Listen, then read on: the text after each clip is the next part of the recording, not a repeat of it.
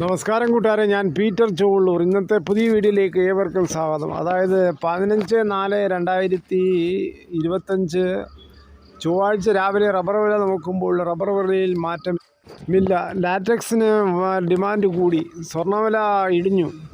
ഇനി നമുക്ക് റബ്ബർ വില നോക്കുമ്പോൾ റബ്ബർ വില Kottayam board RSS 4 kilo 197, RSS 5 kilo 194. ഇതാണ് കോട്ടയം ബോർഡ് വില.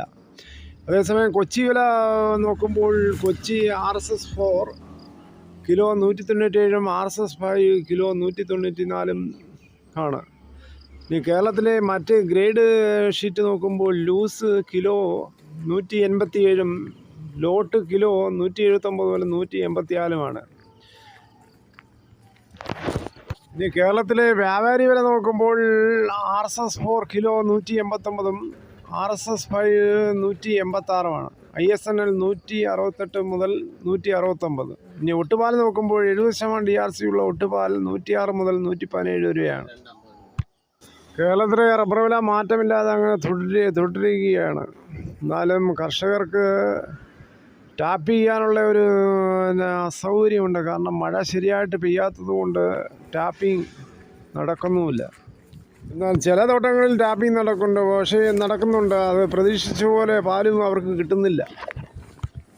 ഇനി കേരളത്തിലെ കുരുമുളക് വില നോക്കുമ്പോൾ കുരുമുളക് ഗാർബിൾഡ് 733, പുതിയത് 703, അൺഗാർബിൾഡ് 713 രൂപയാണ്. ഇനി സ്വർണ്ണ വില നോക്കുമ്പോൾ സ്വർണം 22 ക്യാരറ്റ് 1 ഗ്രാം 8755, 1 പവൻ 70,040 രൂപയാണ്. അതേസമയം 24 ക്യാരറ്റ് 1 ഗ്രാം 9551, 1 പവൻ 76,408 രൂപയാണ്. അടയ്ക്ക വില നോക്കുമ്പോൾ അടയ്ക്ക പുതിയത് 350 മുതൽ 400, പഴയത് 360 മുതൽ 420 തേങ്ങ വില നോക്കുമ്പോൾ തേങ്ങ 1 കിലോ ചകരിയില്ലാത്ത മുട്ടൻ നാടൻ തേങ്ങയ്ക്ക് കിലോ 85 രൂപയാണ് ഇപ്പോൾ ഓടുന്നത്. അതേസമയം വെളിച്ചെണ്ണ അതിശക്തമായി കൂടിക്കൊണ്ടിരിക്കുകയാണ്. തേങ്ങയുടെ ലഭ്യത കുറഞ്ഞതുകൊണ്ട് തേങ്ങയുടെ കിട്ടാനുമില്ലാത്തത് കൊണ്ടും വെളിച്ചെണ്ണ ഏറ്റവും വലിയ ഉയരത്തിലാണ് ഇപ്പോൾ.